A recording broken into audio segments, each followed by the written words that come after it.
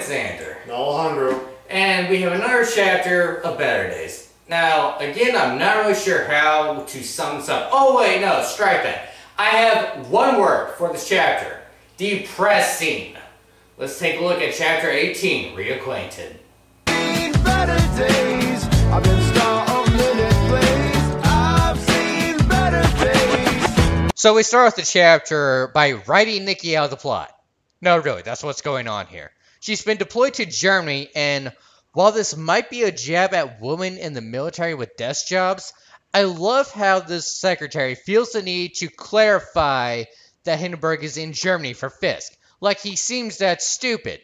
Because, let's be honest, the bastard never planned on going to college, and since we never saw his report cards, I'm going to call him a barely passing D student until someone gives me evidence suggesting elsewise. First you call him a rape victim and Nikki's bitch. Now he's an idiot. Anything else you'd like to add? You forgot sister fucker. Moving on, I want to talk about this next page. Fisk's friend has been told he was shot through the spine. I just want to comment that nowhere in the panel from the last chapter did we actually see him get shot in the back. Right. But the bigger problem is that Carlos doesn't show any signs of being upset about this. Being told that you're going to be getting around in a wheelchair from now on is not something you just brush off like that. Also, comic books and Nintendo games, what, is he regressing back to when he was 5? I mean, there's nothing wrong with those, but hearing that line from the guy that was pounding beers in the last chapter, that's jarring. Okay, that is the worst and most lazily drawn wall I've ever seen. Be glad Naylor even drew the wall, and he only did to show Fisk is leaning on something. So, we got Lucy picking up Fisk, it's a sweet page and all, and then we get to her talking about how everyone is going to be there to greet Fisk. Fisk, however, is out like a light. Nice to see he really gives a fuck about anything. Okay, how the hell did the steering wheel change positions? And while we wonder that, we then get this oh-so-lovely page. Okay, that first guy on fire does not look like he's actually in pain, but just surprised. So, here's another question that will never be answered. How can Lucy spend so much time watching Fisk and not crash the car? Just one wreck, one drifting into the other lane, one running a red light and getting hit in the side. Anything to just kill them, and in this comic, why must I be denied that? So anyways, they get home and Lucy has to tell Fisk, again, that everyone is waiting for him. No one should ever be out like a light that quickly. We get a few people greeting Fisk, and oh look, it's nice to see Sheila is apparently immune to aging. It's a comic, what do you expect? And I have to wonder, is this the first time that Fisk and Sam have actually spoken to each other since the affair? And naturally, to wrap things up, we have Beth happy to see Fisk. I hate to admit it, because the little bastard doesn't deserve it, but they are a cute couple. Wow. So the oh-so-great Xander does have something that he likes about this comic and will forgive out of pure bias. Oh, shut up! I already said I hate to admit it. Why couldn't anyone else be the one to break her out of her shell? And naturally, Liz is still jealous while denying it. And next page we get another Metal Gear exclamation point. And apparently Fisk still cares some degree as well about Liz when he notices Liz's boyfriend talking to her mom and... wait. Hold up a tick. Oh, fucking Christ, Naylor. How incompetent are you that you can't even remember your own side character's design? Here, let's do a side-by-side comparison. Different hairstyle, no glasses, and no earrings. And I don't want anyone to try and defend this by saying, oh, so she changed her design. No, because if Sheila is fucking frozen in time, then Liz's mom should be as well. Naylor forgot how he drew Liz's mother. Plain and simple. He's that incompetent. And if that's not enough, we then get Fisk blatantly admitting he had not only screwed Liz, but her mom as well. I'm surprised he has enough restraint not to jump his own mother. We've clearly shown family ties mean nothing to him. Still not gonna let that go, huh? Still not gonna let that go. Oh, speaking of Fisk sleeping with people, he's spending the night at Beth's place. I'm assuming she has an apartment while she's on summer break or something. Anyways, we get more Fisk having remembering the battle in Iraq. Honestly, the following pages don't help any at all. Are you dreaming of something bad? Sort of, but nothing I wouldn't do again. Wow. He can't even be honest with himself. And it only gets worse. Do you feel bad about it? No, but part of me thinks I should. Yeah, that's your conscience, you retard! Alright, look, I get it's war, and he's a soldier, and he's doing what he was told to do. He's following orders. I get that.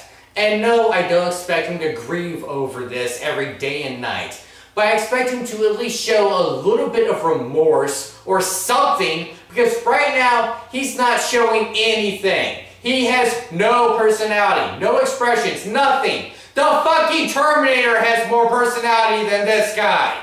You're crazy, man. Look. I do it for you. I do it for you. That's good. Maybe you could practice in front of a mirror or something. Schwarzenegger references 2 chapters in a row. Nice. Arnold makes everything better. And then we get Beth's words to Fisk of how precious life is. And of course, Fisk saying she has no idea how true that is. Okay, it's not gonna come in handy anytime soon. But we're gonna take that panel, and we're going to remember it, and I'm going to reference it a lot further down the road. Great. I hate it when you know something that I don't. So we get more talking, and of course, the only reason Fisk feels anything is because his friend got shot, and he realizes that it could have been him. Nice to see he's a sociopathic douche who doesn't care who he kills. And then we get this odd panel to end the page, with him yanking on Beth's tail while she just smiles about it. No, you don't smile about being grabbed like that. If they were still in the bed, sure, but, well, I think one of these is the more appropriate responses.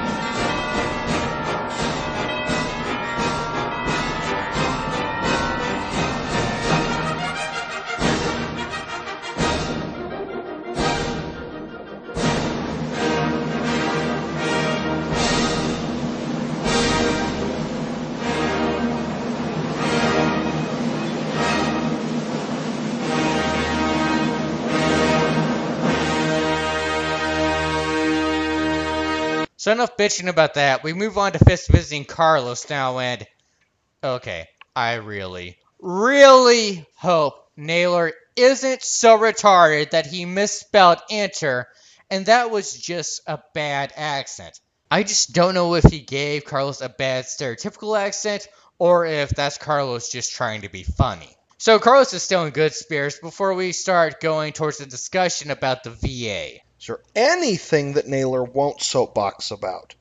I have to be fair. I've seen what a hassle it is to work with the VA. It is a lot of paperwork and time, but Naylor's making them sound a lot more incompetent and useless than they actually are. Okay, here's a problem I have with them. He's paralyzed from the waist down. He has to be getting around in a wheelchair or something. How the hell is he getting around? It's never hinted at that he has any help from anyone.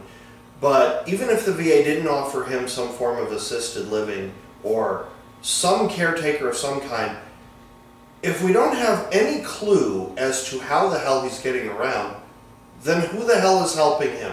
How the hell is he doing this? The only person we've actually seen helping him is Fisk, who just stops by to drop things off. Also, I want to point out what a failure of an artist Naylor is right here. He can draw cats fine, but he can't keep drawing a dog face. Look at what happens to Carlos's face over these pages. By the end of it, he looks like another cat. His snout and ears have both shrunk. Anyways, moving on past the bitching about the VA pages, we then go into Fisk and Beth talking about Carlos's poor, pathetic situation. Really, this is just stupid. As always, Naylor has a problem of telling us things, but not actually showing them to us. We have no actual clues anywhere that Carlos is nearly as bad off as he sounds. He gets up on his own, he's making it to his own appointments. We are not shown he's half as bad off as he says he is. You know what? Fuck it. Let's change things. Let's go shopping! And here are the girls already at it. I have ADHD and I can focus better than that.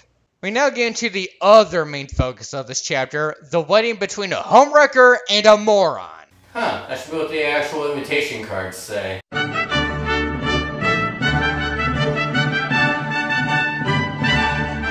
And we have to start off with Lucy and Beth getting new outfits. With, of course, Beth having to keep her goth image and being difficult about just getting a good dress for a wedding. You can only use the I only wear black joke so many times. Besides, we saw her wearing a sleeping shirt that was white, so she's already broken that image of herself. It gets dumber anyways as we get into, and Naylor has no fucking business opening his mouth about this topic. People giving off signs and signals. Okay, so the logic he's using here is a guy is checking out Lucy because she's wearing the purse with the strap going between her breasts, and that's supposed to mean she's single and advertising herself. Okay, I can't speak for all guys, obviously, but me personally, I have never looked at how a girl wears her purse as a hint of if she's single or not, or getting off signs. Not to mention, there's a lot of girls that just don't wear purses. Naylor actually addresses that. I'm glad you brought that up. Oh, shit. So Beth has no purse, she just carries a wallet. This means she's getting checked out by girls and, oh, how delightfully stereotypical she is! Look at that haircut! Look at those piercings! Look at how unsubtle she is! Look at what a fucking asshole Naylor's making out of himself. Wait, that design clearly looks, to me anyway, like it was stolen or at least inspired by Lisbeth Salander from Stieg Larsson's Millennium series. The next page is kind of funny by an old joke dealing with advertising to insecurities of people. Gillette Super Performance. Right Guard Extreme Mega Sport. CK Ultra Pussy Magnet. What? How would that be on the shelf? In a store that's mainstream? Old Spice. With all the product placement, you'd think Naylor's getting paid for his main comic as well. So we jump ahead to the day of the wedding and oh joy! Sam finally gets to try and sell Fisk on having a job as company, which Fisk of course outright refuses. The almighty Sue that is Fisk doesn't take handouts. What is this bullshit you call charity? And then we go to the ladies' side of the wedding and it's not often I say this, but I think I preferred hearing Fisk. Of course we have Bobby again, completely unashamed at how big a whore she is. How she's practically bragging about it. Okay, is she supposed to be the maid of honor or even just a normal bridesmaid? Because it looked like she's just wearing a shirt.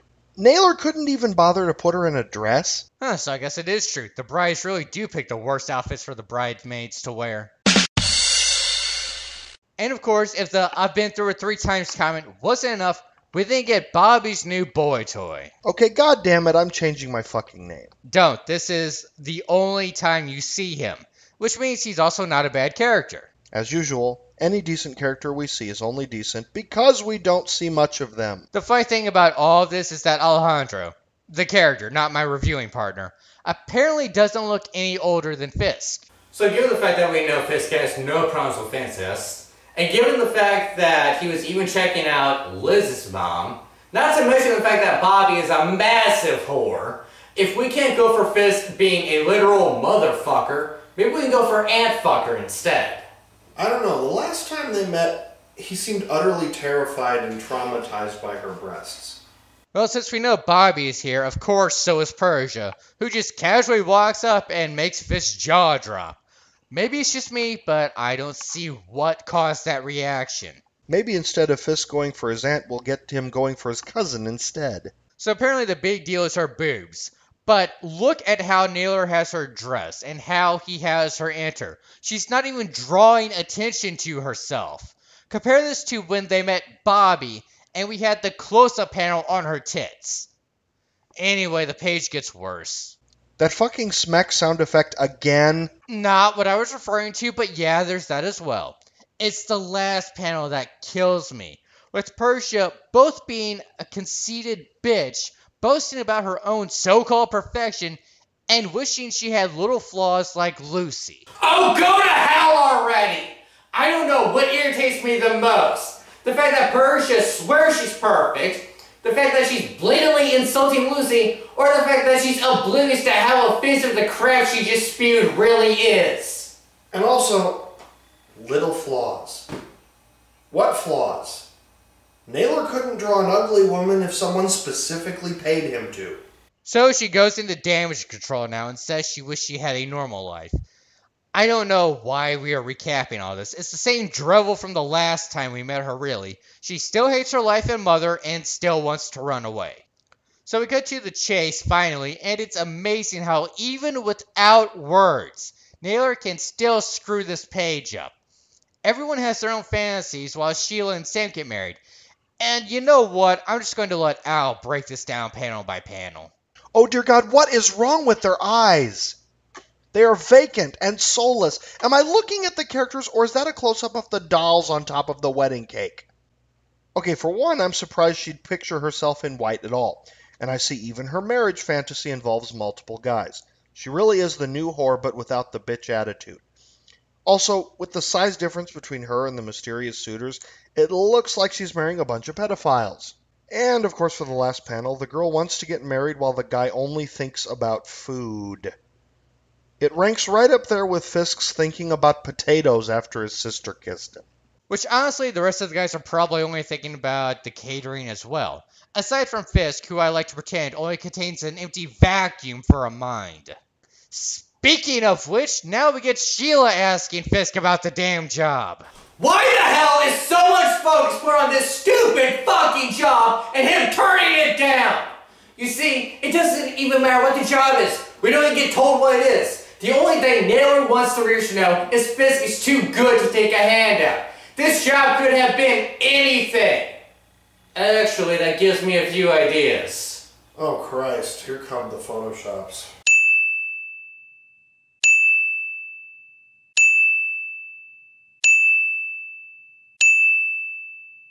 The rest of the page is fucking stupid as well, and a downer. Way to ruin a wedding, Fisk! The little shit just told his mom he will never accept Sam. And again, we get all this emphasis about doing things for your own happiness. The last line above all is really stupid when you think about it. It's time to live for yourself again.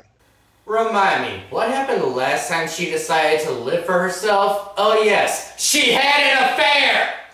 You know, it's a good thing that a lot of anime is really bad at showing people aging. Or else I'd be a lot more critical of her eternal youth that she seems to have. That's been turned up to 11. And ever since she's been put in this dress, she seems to have gotten younger. And so we jump to the last scene of this downer of a chapter. Nice to know we ended the wedding with making Sheila cry. Nice one, jackass. Wait, they're in a car. Where the hell is the rest of it? Why the hell can't he stay consistent with spelling knock knock? Yeah, so Fisk is visiting Carlos, who isn't doing too good. He has no energy, is apathetic as hell, and oh boy, here we go. Okay, so now he wants to die? Okay, I have to stop and talk about this for a minute. I know that the 5 stages aren't set in stone, the 5 stages of grief, and most of the time they've been debated. But I'm pretty sure that depression comes right before acceptance. And good news, if you're expecting a comparison from Lieutenant Dan for Forrest Gump, now's the time. Lieutenant Dan, ice cream.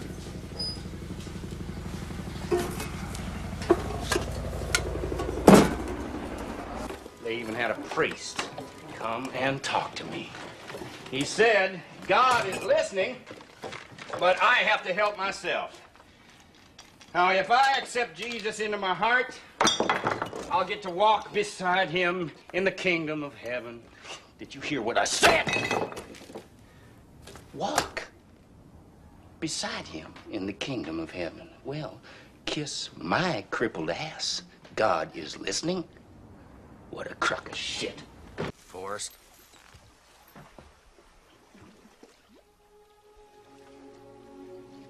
I never thanked you for saving my life.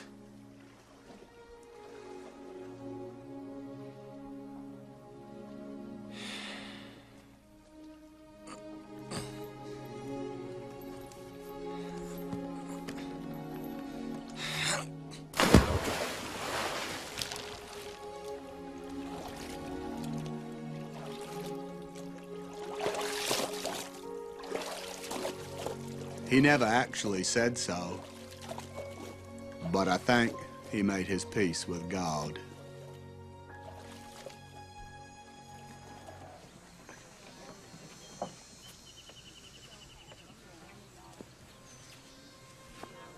Lieutenant Dane.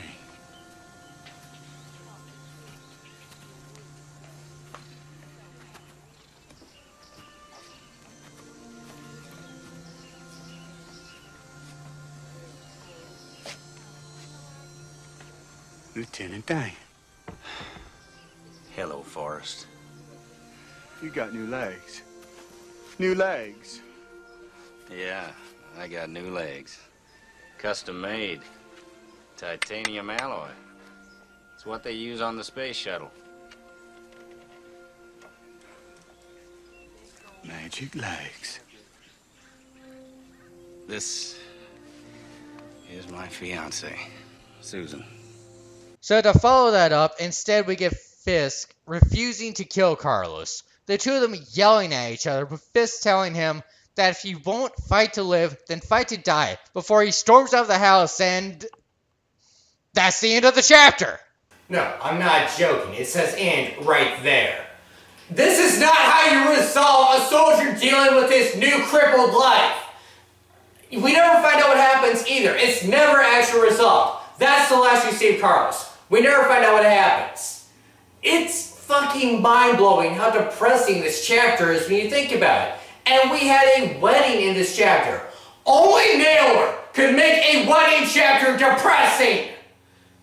And even the wedding itself was depressing at the end, with Fisk being a dick at the end and saying he still rejects Sam and will never accept him as a father. Fuck. This chapter just basically sucked the life out of me. I'm sick of it.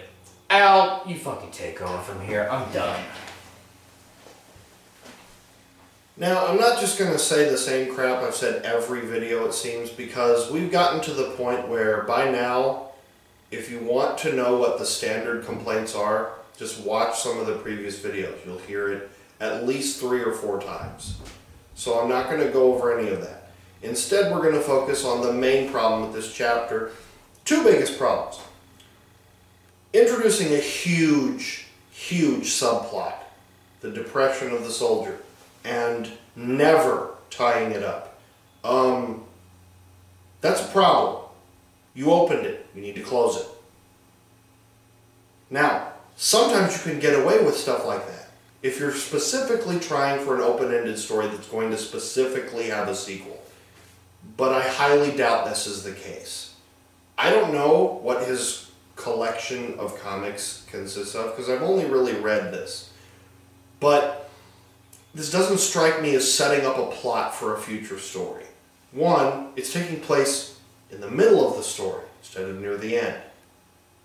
And also, here's another problem.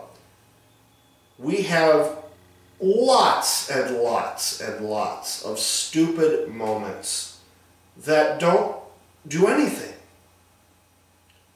Okay, I guess you could argue that the scene where he won't accept Sam is meant to show that he's steadfast in his worshipping of his father as a father figure, but it just comes across as really douchey because he could have said this anywhere else, and it would have had a lot less impact. He could have waited 24 hours and there wouldn't be a wedding going on. Naylor didn't show us anyone else's reaction to this, but clearly, if this were real life, Fisk would have just said that in front of a dozen or more people, some of which are family members of the person you're marrying. And I think they would be a bit upset. I know I would. Not showing that, that's a problem. The plot that was unresolved, that's a problem. What's amazing is I think this is the first new problem in 3 or 4 chapters. I'll have to go back and look, but I believe we haven't seen a subplot unresolved of this magnitude in a while. And that blows my mind, because he found a new way to fuck up. That shouldn't surprise me, but it does. Because I don't expect people 3/4 of the way down the racetrack to find a new way to get the horse to fall over. It's just retarded. That's all I gotta say, because this chapter is so upsetting and depressing. You just can't think while you're reading it.